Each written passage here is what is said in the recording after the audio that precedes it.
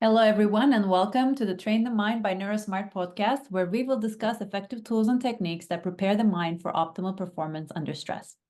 My name is Melis Yılmaz-Balba, and I'm the founder and CEO of NeuroSmart, where we're developing self-awareness and self-regulation training for law enforcement, military officers, and athletes.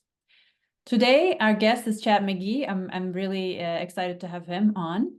Chad is the Director of Training, Meditation Training at the University of Wisconsin Athletic Division, an honorary research affiliate of the Center for Healthy Minds at University of Wisconsin-Madison, and co-founder of Inner Edge Meditation. Chad's expertise is in meditation training and research in high-performance environments. He uses a teaching approach that incorporates findings from his cutting-edge research along with accessible ways to integrate meditation practices into overall training. Chad's work has been featured in ESPN, Wall Street Journal, NPR, Business Insider, and is a co-author in peer-reviewed scientific journals. His training has been integrated into a range of environments, including K-12 education, FBI SWAT teams, elite hostage rescue teams, and Fortune 500 companies. Well, welcome, Chad. So I'm very happy to have you here. Yeah, really excited to be here, Melis. Thanks for the opportunity. Excited to talk with you more. So let's start a little bit with your background. I'm curious how you got into meditation and how where your paths crossed with meditation and high performance. Yeah, so the kind of my entry point into practice, to meditation in my personal practice was to be able to navigate my own life, to deal with the ups and downs, deal with the challenges, the difficulties. And I was looking for a way to do that that would allow me to kind of turn toward and face those challenges directly. I didn't want to run from it. I didn't want to hide from it. And I felt like mindfulness and meditation gave me tools to be able to do that, in the moment tools, daily practices, and frameworks. And so I just started to practice, kind of fell in love with practice. And I knew I'd, be practicing for the rest of my life. Never thought I'd teach anybody anything about this stuff. And my first career, I was a public school teacher. So I started to share with kids in my classroom, stressed out colleagues after school. And that started the second phase of my career. How do you effectively teach this to other people? I then had an opportunity to join a research group at UW-Madison that you mentioned in the intro, the Center for Healthy Minds. So there I got to collaborate with world-leading scientists to create and deliver these interventions in a bunch of populations: law enforcement, corporate, healthcare, education. And then over a period of time, I just got more and more interested in and more opportunities in more kind of high performance environments that ultimately led to some of the work we're doing now with elite athletes, elite tactical, and elite corporate.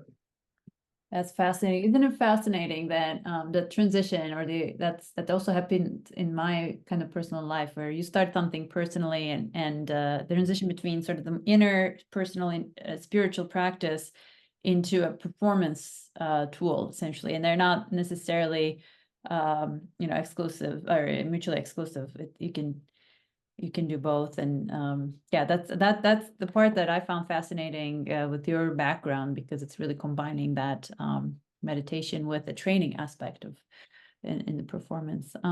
Yeah, absolutely. It really motivated, I think, like to your point, like if we benefit from these practices ourselves or whatever these trainings are, and want to find ways for other people to benefit. And the truth is that in the world of kind of mindfulness and meditation, at one level, people have been doing this for 2,500 years of rich contemplative tradition, and we're building on that base.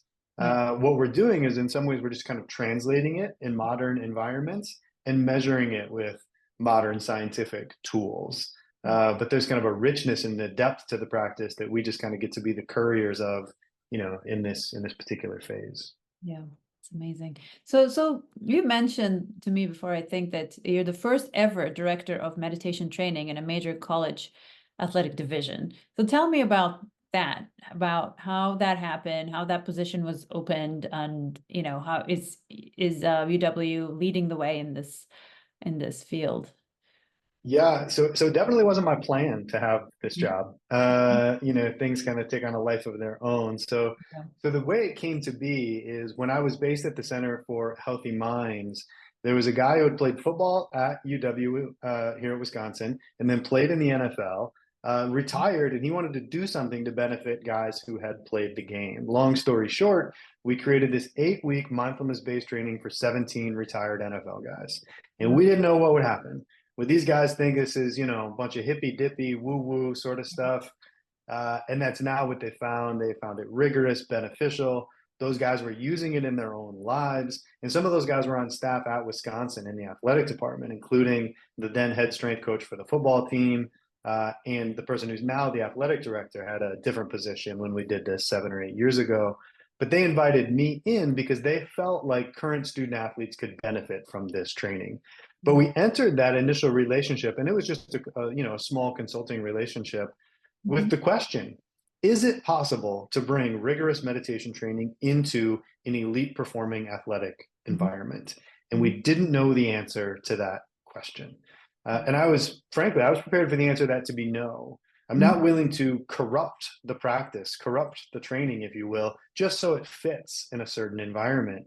And so we piloted, we learned a lot. And after a couple of years, we saw there was a there, that we can maintain the rigor and quality of the practice while bringing it into these more intense performance oriented environments. And then ultimately it made sense, and the position was created, this director of meditation training position. That is really fascinating. So it did start with essentially the staff seeing personal benefits for themselves, and then thinking that this would be really beneficial for the players. Which athletes are you currently training? What kind of sports? So at Wisconsin, we have 23 sports, and the training, the meditation training is available to anybody, in the athletic department. And so, but it looks different across those 23 sports. So one of the things that I think is really important is I think it's a really bad idea to make people meditate. I think it's a really good idea to expose people to what the training is. Okay. So what that looks like is we'll start, with like a team level training where somebody in the team, and it could be a sport coach, strength coach, but somebody inside that staff has an interest. And then we bring it into that environment. Again, I'm not trying to force this upon people. And then when that takes root in an environment, then we can do team level trainings, or individual athletes may want to take it deeper. So we're able to kind of do that across the athletic department in creative ways. Yeah, that's a good insight for our listeners, especially in law enforcement, which we'll get to in a minute, where it's important to expose them to the practice rather than force it upon them. And you work with both populations, and we'll get to the challenges, the similarities, and differences between the two. But yeah, let's get deeper into. I'm curious about that first pilot project, and you're the co-author on 2 papers that was published on athlete population. So there was an 8-week intervention. This is based on the traditional 8-week mindfulness-based stress reduction program. Can you tell us a bit about the intervention itself? What did they do? Sure.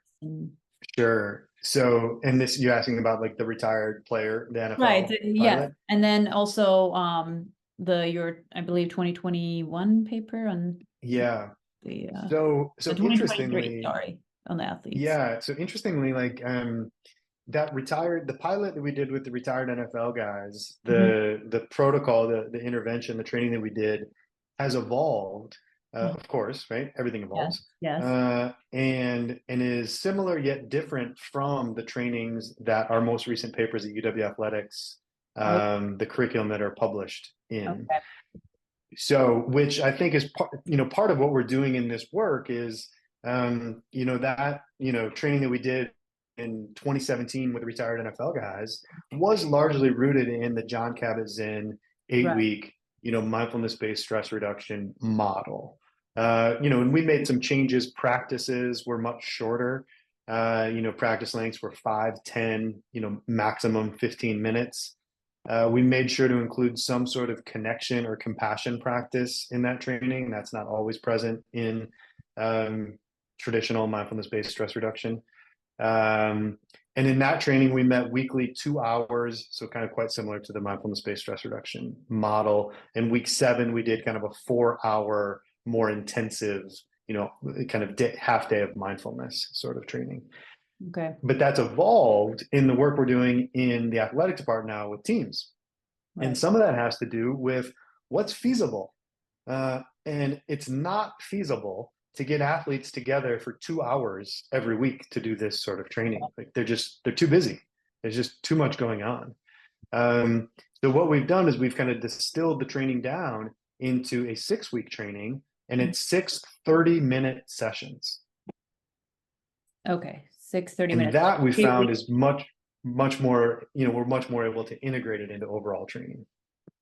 Okay, that's really important for the people that are listening. Again, what's feasible, right? So because that's at the very heart of meditation is feasibility and adherence, because everybody can meditate for a day or two. But the benefits from my research and others have shown, I think that at least 6 weeks is sort of your optimal spot for starting to see benefits. And then, of course, the more you do, the more you see. But yeah, so 30 minutes, you're saying 30 minutes per week for 6 weeks. That's kind of like that foundational training that we're doing together as a team. And then, of course, make practices available, guided practices available for Okay. the athletes to be able to do in between sessions so that they're kind of Uh, integrating it in their life, throughout the week. Okay. And those sessions are delivered with an app or Those are in person. oh, in person. Okay. So In this is the huge benefit that we have of me being on site here is I can go meet with teams.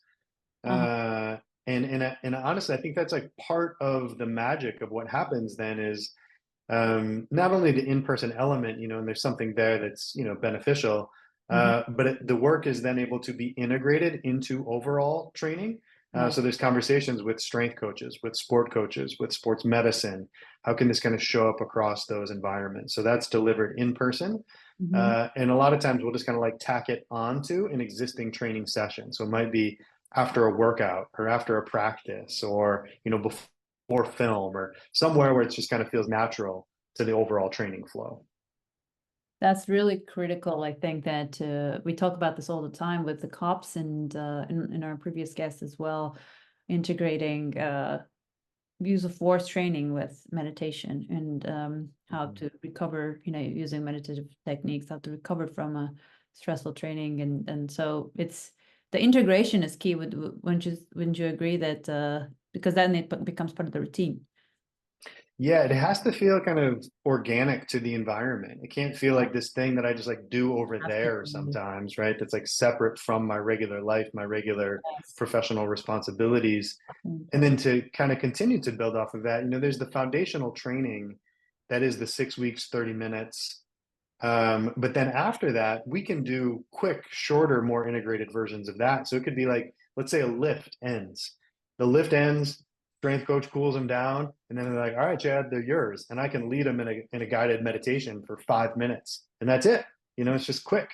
So it's like that level of integration. Or once we get strength coaches or sport coaches up to speed, they can either press play on a guided practice and use it when Yes. I'm not there. So that's Yes. where like the digital tools become really supportive, Yes. or they can just like create the time themselves and say, all right, everybody, before we get practice going today, one of our coaches did this recently. You could just tell everyone was just a little scattered, right? Yes. Like just you could pick up on it. Who knows, right? Like there's Yes. plenty of reasons why that would be the case for anybody.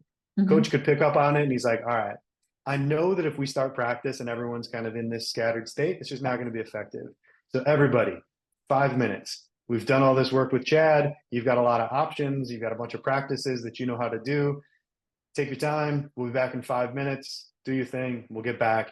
And then so it just becomes a natural way that other users, other leaders in the environment can integrate it themselves. I love that.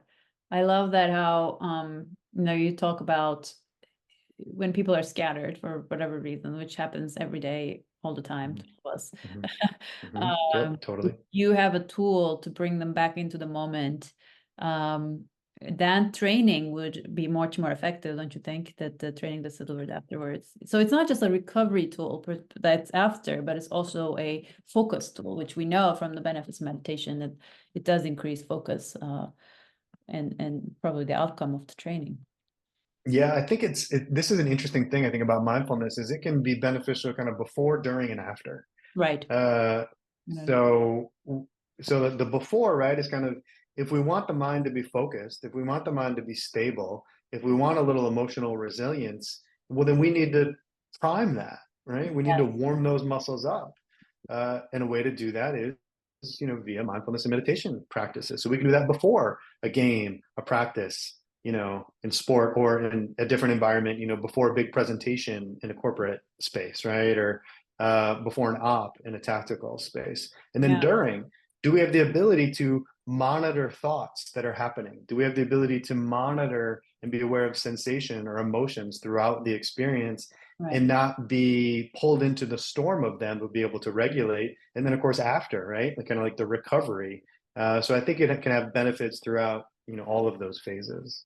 That's fascinating. So okay, so you did an initial pilot, and you learned from that, and you modified the practice to weekly 30 minutes for 6 weeks, and then integrated into the training after that once they learned the tools.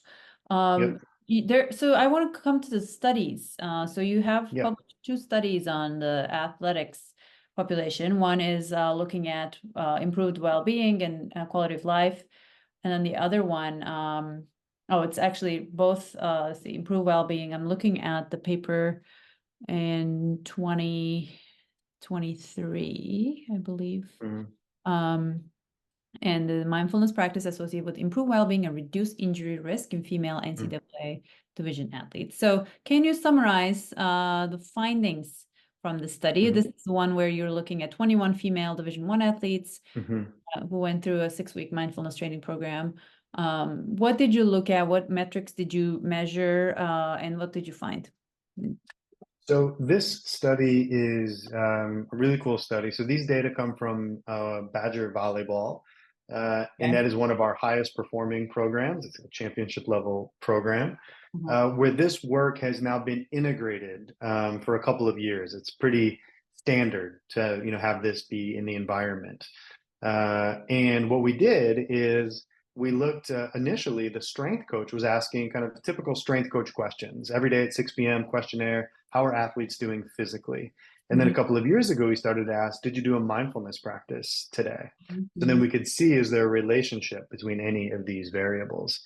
And Mhm. what we see is the first set of findings are on the days that the athletes did a mindfulness practice, they had statistically significant improvements in mood, energy level, muscle readiness, and readiness to train. Okay. So I think we can think about these as foundational performance and well-being factors. As Right. mood, energy level, readiness to train, muscle readiness, as those things go up, so too does performance, so too does well-being, and as they go down, heads the other direction. And in particular, in high performance environments, we are pushing as hard as we can without falling off that edge. So this is a way of saying some of those foundational capacities, we can tick them up in a reliable way. And Yeah. then the second set of data we looked at was sports med data, or we looked at acute injury data. Mhm. And what we see there is the day after athletes do a mindfulness practice, they had a reduction in the incidence of injury by 58%. That's fascinating.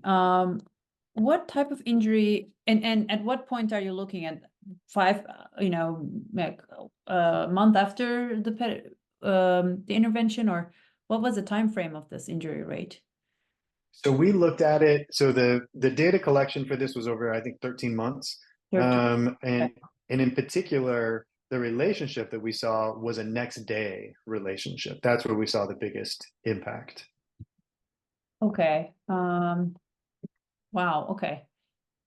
That's So obviously, yeah, a number like this yeah. is a massive number, right? And it's the sort of number that changes the way that athletes train forever. Mhm. Uh, Anything we can do to reduce injury is going to be important at the individual level, group level, organizational level. I do think as the research in this field continues to grow, as we get bigger sample sizes and do, randomized control trials and all the things to increase the rigor of the science, Mhm. that number won't stay at 58%. It's going to come down. But whatever it stays at, even if it's at 1%, Right. um, Yeah. that's an important thing to include in overall training. Absolutely. So just for the listeners, so this was not a randomized control trial, correct? So this is Correct. 58% reduction from when they were not doing, what's the baseline here? When they were not doing Correct. mindfulness, as opposed to when they're doing mindfulness, they would have that reduction. And okay, so that's really, so the next step would be maybe do an RCT, or I don't know if that has been done already. Are you It guys? hasn't been done, but that would be, yeah, that's like part of the future plans is to do an RCT and continue to, yeah. Mhm. Fascinating. So I'm curious about, you mentioned moods and energy levels, muscle readiness and readiness to train. How do you measure that? So muscle readiness has to do with a series of questions that the strength coach asks about like how they're kind of feeling, right? You know, kind of their self-reported Self-report. um, readiness, right? Like sense of recovery, sense of readiness, sense of energy to be able to do it. And then similar readiness to train, self-reported questions on kind of energy, readiness, motivation, kind of physical preparedness to be able to enter a training session. Mhm. You know, where are they on a scale, right? You know, Yeah, like are we 10 out of 10 ready to rock and roll? Or are we like, whew, like I'm a 5, I'm kind of in between, or you know, maybe don't really have it today. that's fascinating. So, I mean, now there's many devices available that claim to measure sleep and recovery and readiness. Have you ever experimented with these, or where do you see those falling into this type of work? Would it be helpful to have quantitative measures or objective measures, or are they reliable, not reliable? If you don't have any experience, that's fine too. Yeah, I mean, we have some experience. I think there are some questions on reliability of the data, you know, Right. like what are we, you know, actually getting What is it? here? But with that being said, it is an important data source, right? To be able to look at. So one for scientific inquiry, that's like one set of questions, right? Like, can we look at wearable technology as a way to kind of get at this data? But on the more applied side of things, this can be a way for athletes to get information on kind of what is their readiness. With that being said, a lot of wearables can get in the way of an athlete Mm. being able to do what they need to do, right? If their readiness score or whatever it may be, right, says like, well, I'm only 57% recovered today, so I Mhm. can't go quite as hard. Well, that's a piece of data, but are they also just paying attention to what's happening in their own mind and body to know what's true for them? And Yeah. this is what mindfulness and meditation training is doing, is it's giving us the capacity to track what's happening in our own mind and body and know the state of readiness or not that we may have. That's really fascinating. I'm glad you mentioned it. The downside of somebody else giving you the data about your own body, right? I can see the benefit. I mean, obviously at Neurosmart, we're working on developing wearable technology to Mhm. provide objective data on someone's stress regulation and stress levels. Um, However, the goal, I always say, is to train the mind to recognize your own signs, because I can Mhm. see the benefit being, if somebody's not aware, like in my case, this is why I started Neurosmart, is when I saw my data, it actually alerted me to the fact that, okay, maybe I'm not, well, because sometimes, stress can take over and you just kind of Sure. normalize your perception to the new state without Mhm. noticing you're wearing yourself out on a mental and physical level. And that's what the value is. But ultimately, the goal is to train the mind to recognize itself, right? And not to rely 100%. on people. I think it's a both and, right? Like it's, you know, both are important and both can contribute. But ultimately, yeah, we need to have that first person experience. So an example of what this can look like is there was one of the a football player, and now in the NFL, and he was doing these practices every morning before he came in for his morning lift. And he Mhm. said he did it for a couple of reasons. First reason was to train his attention, because he knows if his mind is wandering throughout the workout, then the impact of that workout is going to be less, and he's more likely to get injured if the mind is wandering. So, training attention being one important foundational factor. But the other foundational factor that he was training for was interoception. So, he wanted to know firsthand direct experience. How does my body feel? What is going on here? And then that's just data, that's just information. And then with that data, he can do something, right? So for example, like let's say his hamstrings were a little tight. All right, maybe he does a couple more minutes of foam roller that morning, right? Or he starts to notice a trend. All right, it's been 3-4 days and my hip, just isn't quite loosening up. Maybe you can go say something to, sports med or strength coach and help him loosen it up.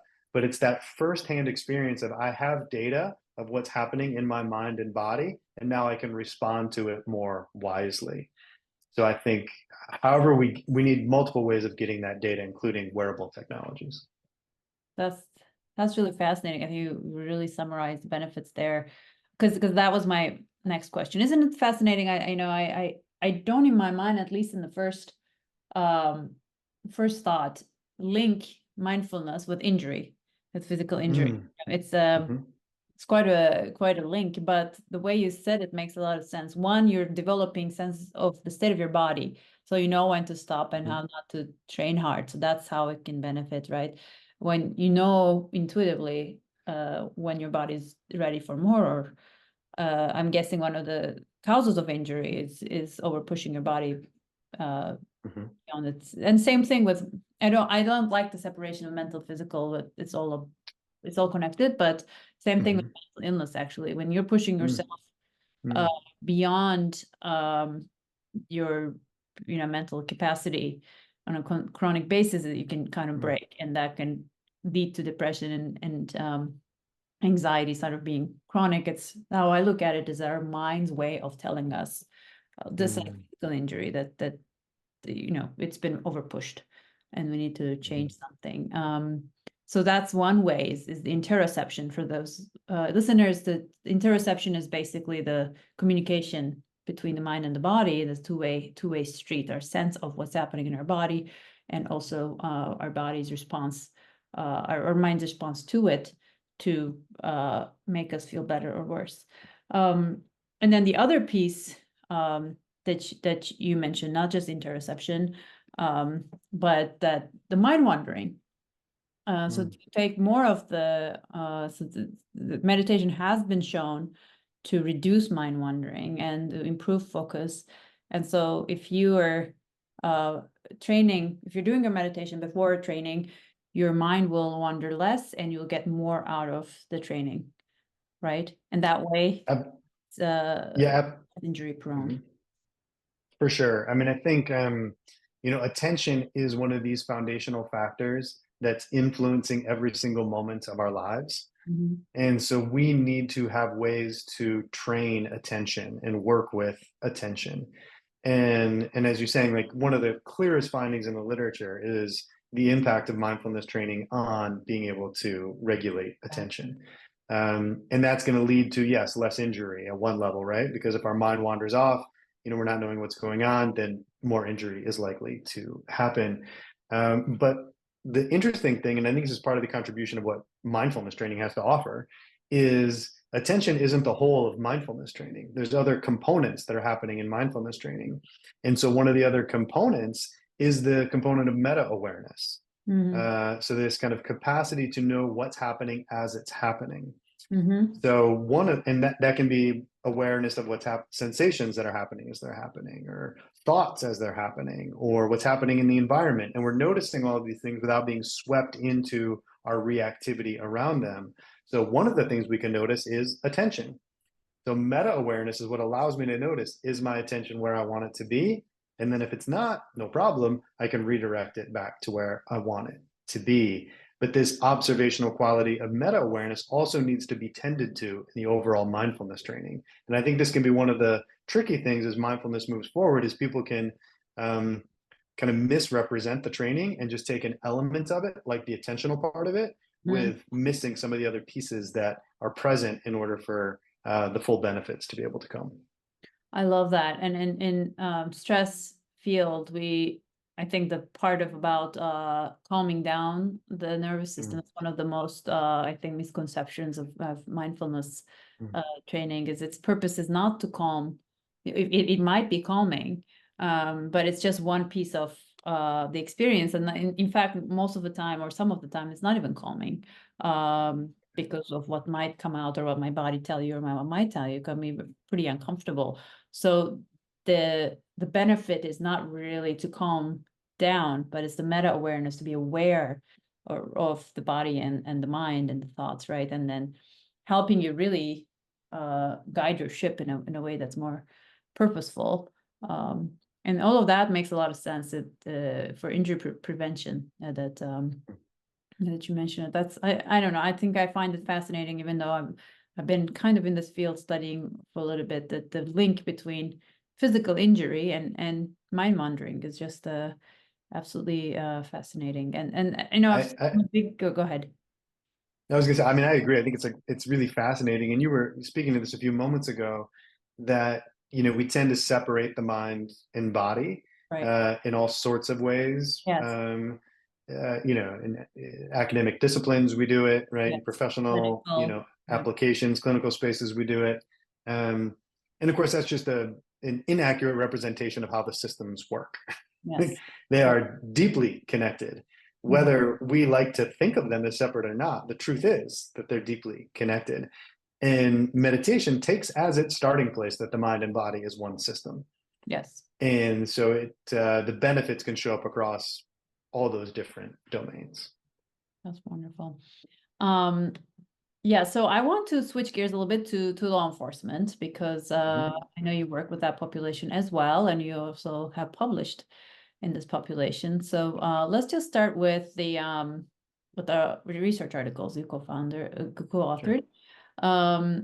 So you work with medicine. So just before we get into the research findings, you worked with Medicine Police Department for both of these papers. I see one that was just with a Medicine PD, and then there's another one with 3 departments in the region. That's a RCT, a randomized controlled trial. So I'm curious about how this collaboration began. Was it easy to get buy-in for this study? And what's your experience working with police departments, their openness to this kind of work? Yeah. So the collaboration began when Madison Police Department approached the research group where I was based, the Center for Healthy Minds, and Madison Police felt like they had good systems in place for their officers should there be a critical incident or an acute incident. They had resources and systems available to be able to support those officers, but they felt like they didn't have something that was more preventative in nature or kind of prehabilitative in nature. And so they wanted to collaborate with us to create trainings so that officers could navigate, metabolize the stress that they were under in a day-to-day way, not just wait for the big critical incidents to come and support officers at that point. They knew, and the research is clear here, that those chronic stressors are really good predictors of negative performance and well-being outcomes for officers. So we have to tend to those lower grade stressors. Absolutely. And so that was kind of how the collaboration initially began. And as you noted, the first study we did was just with Madison Police Department. So that was a feasibility acceptability study. We wanted to see, is it possible, right, to bring this training into this environment? And so that was an 8-week training, more similar to the, traditional MBSR structure, some shorter practices as well. And we did waitlist control model, and we found that it was feasible. Cops enjoyed it. They benefited from it. They started to tell other, peers about it. And then that's when we were able to do the second study and include a couple more agencies in it to grow the work. So in terms of kind of reception, one of the things that I think was really important was myself. There was another co-trainer that we developed the curriculum and taught the curriculum. Neither of us had a lot of law enforcement experience. We had lots of experience delivering mindfulness and meditation interventions. So we did a bunch of ride-alongs.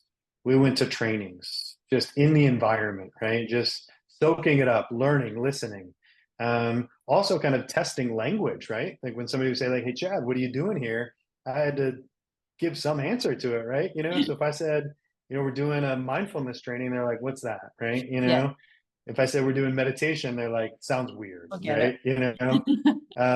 So if I said, well, we're doing kind of a mindfulness-based resilience training, they're like, oh, that sounds interesting. Tell me more about Mm, that.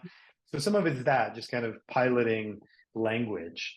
And then we got in there, and one of the things that is true in that environment, and I was doing work in law enforcement before I was doing a lot of work in athletics. So, but this applies in both spaces, mhm, is in law enforcement and athletics, these people are unbelievably good at training. mhm. They spend a lot of time doing it, whether it's defense and arrest tactics or going to the range or whatever it is. They spend a lot of time. And so for these officers, once they saw this as, oh, this is just me training my mind to be able to perform well, then Right. it just had a natural cultural fit in that environment. Yes. So it's about training the mind and not about mindfulness per se, even though the practice itself is mindfulness. Right. Yeah, exactly. The how is mindfulness and meditation training, but the what we're doing is training the mind. Yeah, Mhm. which is accurate. Mhm. So I have a note here that the Madison PD. So kudos to Madison PD first of all for approaching you, Mhm. this kind of preventative work because it's so important and like you said, like we talked about, pushing the body beyond its capacity or mind beyond its capacity is definitely something that will result in injury, both physical and mental. And most departments have, and now that this is wellness culture is growing within law enforcement as well. But traditionally, most departments are, have a sort of a proactive Mhm. system in place, like having a psychologist on board, which is absolutely necessary and important. Mhm. But it's after it's Mhm. something broken or some critical Mhm. incident happened, like you said, Mhm. and it's so important to prevent them for many many reasons, right? Mhm. Now I have a note here that the Madison PD allowed participants to gain compensation for this, so the cops were compensated to participate in the study. Is that correct? So the way it worked was officers were allowed to do this training during work time. So Oh, one, I think that was really, really important, right? That like the right. department said, we value this enough that this is happening on paid time. Okay. That sends a really big message to folks that it's not just lip service, make sure you're taking care of yourself, right? Yeah. But putting those resources behind it. And then they were compensated. It was a nominal compensation. It was for their study visits. They had to come into the lab pre-post, to do some measures, but that was it. Kind of minimal compensation. We got I it. think that the bigger is that this was a normal part of overall training that the department valued and paid officers for their time to be in the training. That's amazing. Would you say that that's something that's critical for departments to implement if they want officers to participate in these sort of trainings? Without a doubt, I think it's so easy to say in a law enforcement agency or in other environments, hey, make sure you're, taking care of yourself, or make sure your mental health is good, or your well-being is good, or training the mind is important. And now moving on to all the other things that we're going to actually spend our time on and money on. Yes. The message is really clear that it's not that important to the organization. So when the organization gives real time to it, it sends a profound message. And then the question starts to become, well, then what does it take to be able to do that? And that starts to get at leadership and command staff and how Yeah. to make sure that they not just have, I think one of the traps in this work can be like if folks only have an intellectual understanding of what the practice is, or an Mhm. intellectual understanding of what the outcomes, benefits, findings may be, that's not enough to be able to sustain the program. You Yeah. need folks in leadership positions to have experience with it themselves. And Yes. so tending to that so that they can support it in the organization is critical. That's really, really important. Yes, I want all the leadership staff who's listening to this to pay attention because I agree. I've been to departments that are doing, phenomenal job in this, but also others there where we built a new gym, or like we have a new yoga program that once a week an instructor comes and it's an optional thing, and all of these things are great. But or we purchased this app where now we provide it to all cops, which great resources, but we don't, it's really cops on their own. They to go out and seek for that help, seek for that resource, in my opinion, is not sufficient.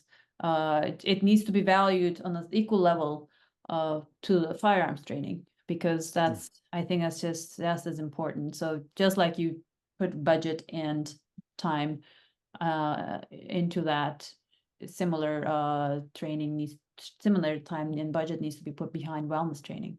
And I love the word wellness training, because it's not just here's a thing for your wellness that you do in your free time. This is a training. It's training your mind. Really fascinating.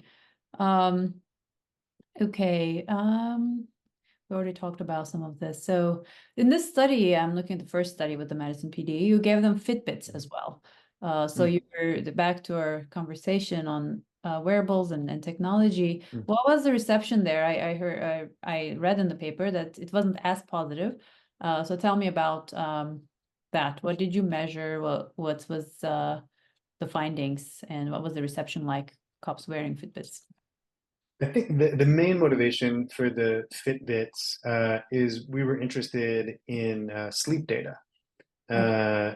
And thought this would be a good way to kind of get at some proxy of, their sleep data. And part of the issue was the cops, it was just kind of like a hassle to wear it, right? Or they'd forget to wear it, or so it ended up kind of, it was hard to implement with the in that population. Yeah. So I think that's one of the questions with wearables, is if we're like adding something new in, it can be a little tricky, which is, I think, points to the other end of that coin, is if wearables are already existing in a community, which oftentimes they are, like whether it's Whoop bands or Aura rings or some other wearable that they have, then maybe that can be a way to get some of these data. But adding in a new wearable, sometimes it just can be tricky for folks to implement. Yeah. Do you think there was hesitation of sharing data, like their, personal data with you guys? That could be part of our... There was absolutely, that's going to be part of it. So I think even though, we could share the protocols, right, and how it was going to be de-identified data and, all the ways that their information would be protected, I still think there was a hesitance to share that data. And I think too, in law enforcement, and this is something that's different than athletics, but because law enforcement is in our current culture, highly politicized. Yes. And so I think there's a certain sensitivity that folks don't want to overshare because they don't know what may happen if they give that information. Yes. So I think there's probably some hesitance, on that part as well. Yeah, absolutely. I mean, is there anything we can do about it as a wearable community? Do you think that would help? We already talked about the identification of data. We do that as well, even though our device is a little bit different, because it's not a 24/7. It's just worn in training, so it's a little bit more. They're more willing to do that during training than in their personal time. So I think that's part of it. But yeah, maybe is there anything you think that would help cops wear these devices more? I'm hearing that it's easier for athletes to wear them. Is that correct?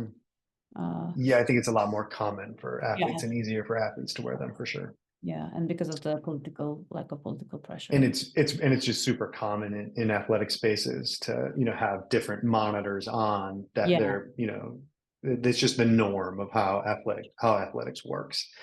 And that same norm isn't in place, I think, in law enforcement training. Yeah. So I think like in terms of like how to like increase the uptick, the usage of those wearables, particularly in law enforcement, is trust is a pattern of behavior.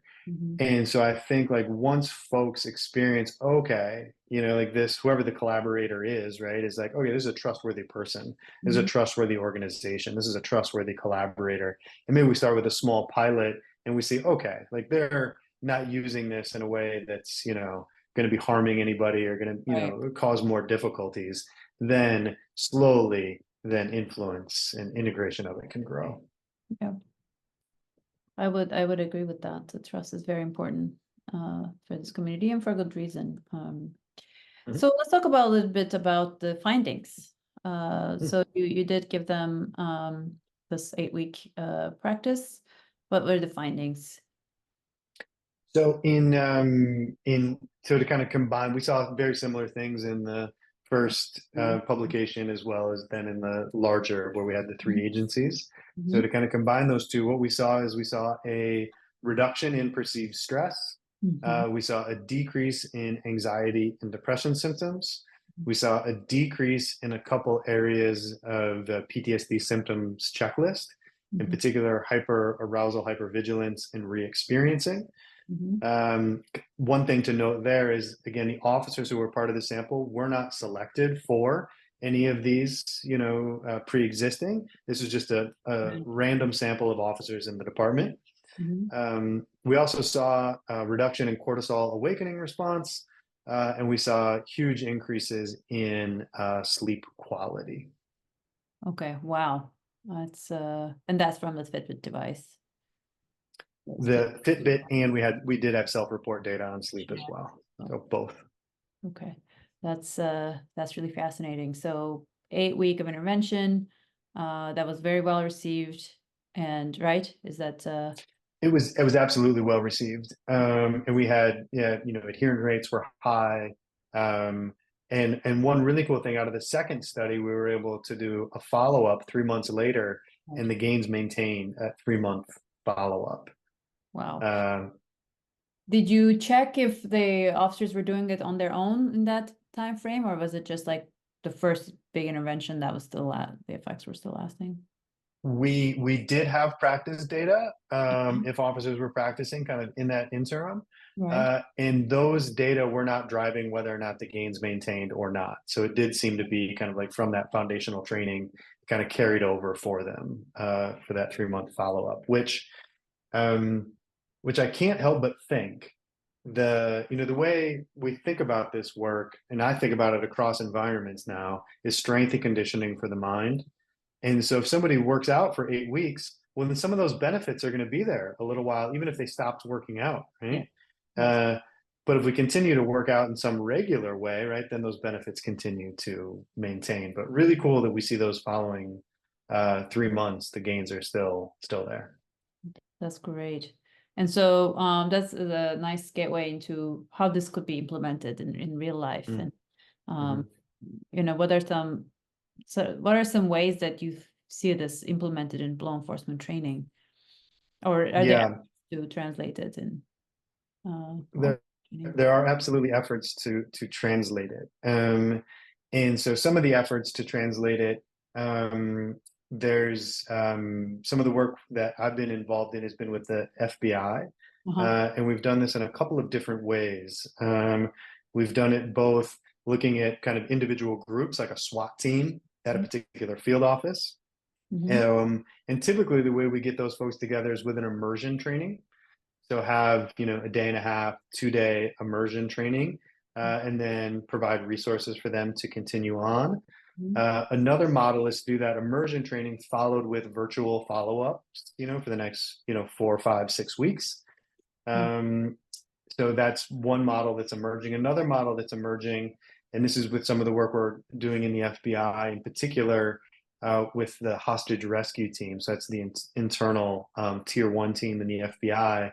We've included it into their new operator training school. So when a new operator joins the team, they have a 9-month training, and we do training at the beginning of their 9-month indoc and at the end of their 9-month indoc. So it kind of supports them throughout that experience, and then regular opportunities to support them once they're on the team. And then the last is we're starting to work to integrate this work into the physical training unit during the FBI Academy, so that they're exposed to this work kind of from the jump. And some of those I'm aware of some of that happening in other spaces too, Madison PD and other spaces, kind of finding these ways to integrate it, into the field. Yeah, that's fascinating. So, if for those listeners who want to try this for their own academy or for on their agencies, the best way to contact you is this www.inneredgemeditation.com. Is that right? Yeah, that's the best way. I mean, if folks want to learn more about some of the research we've been doing, or are interested in bringing this into their agencies, yeah, reach out. Happy to have a conversation and see what's possible to bring this into their agencies. That's thank you. So yeah, folks, if you want to reach out to chat, www.inneredgemeditation.com. You can also just email me, and I'm happy to connect anyone to chat. And we will have some of these tools and NeuroSmart app as well going forward. So I really look forward to sharing it with you all. Well, Chad, thank you so much for your time. It was a pleasure to talk to you. I love the idea of implementing this at the academy. Because I think it's just like another core foundational skill. It needs to be part of the initial, and we have a few academy directors actually coming up on the podcast, so Okay. we will talk to them about it as well. And we have some research actually that will come up in some of the academies that we've done, and how stress levels are modulated, like how stress level is throughout the academy, first of all, and how recruits' current trainings are impacting recruits' stress management, as well as how this type of training impacts stress management of the recruits. So we have more research coming up from NeuroSmart as well. Well, again, thank you, Chad. And yeah, I look forward to working with you in the future. Likewise. Thank you, Melis. Love the conversation.